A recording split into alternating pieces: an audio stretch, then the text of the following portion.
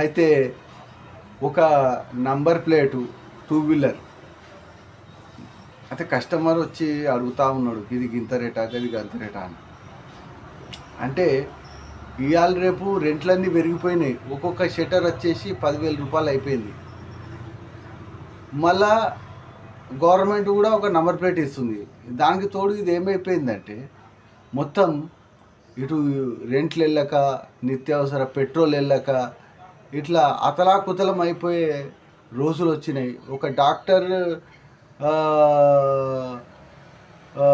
కు 500 rupees fee ఉన్నది. ఖాళీ ఆయన చూస్తాడు, మందులు రాసి రిసిప్ట్ ఇస్తాడు, అంతే. మేము విత్ మెటీరియల్తో సహా మేము పనిచేస్తే మీకు ఇంత నా పైసలన్నీ క్వశ్చన్ వేస్తారు. అంటే నేను ఒక రిక్వెస్టింగ్లో, ఒక దయతోటి, ఒక ప్రేమతోటి నేను అడుగుతున్నా. రెంట్లు టూ మచ్గా పెరిగిపోయినాయి. ఇట్లా పెరిగిపోయిన తరుణంలో మా ఫీల్డ్లో రావడానికి ఇబ్బంది పడి షాపులు తీసేసే క్రమంలో ఉండిపోయారు. కాబట్టి మీరే దయతోటి అర్థం చేసుకొని మమ్మల్ని, మరి వీళ్ళది కూడా ఒక పని ఉన్నది, ఇది బరాబర్ పనే అని మీరు ఆ ప్రేమతోటి వచ్చి, మీరు ఫీజులు పెరిగిపోయినాయి, రెంట్లు పెరిగిపోయినాయి, నిత్యావసర వస్తువులు పెరిగిపోయినాయి, ప్రతిదీ పెరిగిపోయింది. ఇలా బంగారం 1,30,000 అయింది. కాలు ఇంత ముక్క, ఒక తులం బంగారం 1,30,000 రూపాయలు అయింది.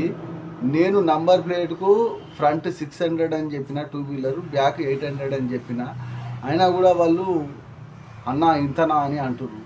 అంటే నేను కూడా బాధతోటి నేను రిక్వెస్ట్ చేసిన, రేట్లన్నీ పెరిగిపోయినాయి తమ్ముడు, మేమేం చేయలేని పరిస్థితి, షాపులన్నీ తీసేస్తూ ఉన్నారు. ఈ క్రమంలో నేను ఆ రేటు మించి పెట్టడం జరిగింది. ఆఖరికి మరి ఓన్లీ నేను నంబర్ ప్లేట్లు వేసుకుంటా, నువ్వు రేడియం వేస్తే ఎంత అన్న అంటే దాంట్లో సగం రేట్ అని చెప్పిన.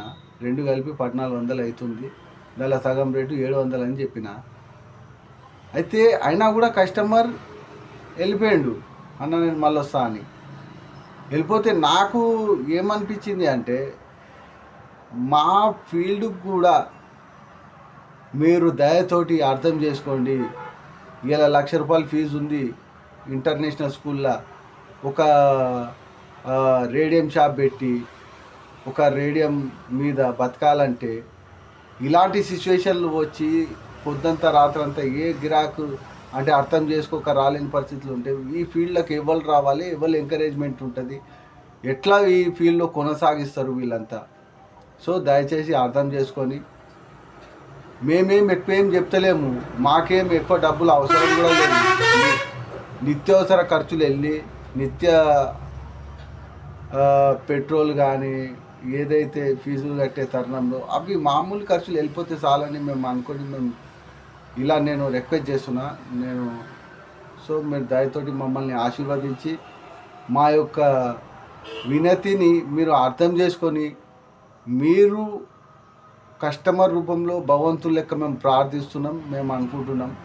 సో మీరు అట్లా మీరు ఆశీర్వాదం ఉంటే మేము ముందుకు కొనసాగుతాం.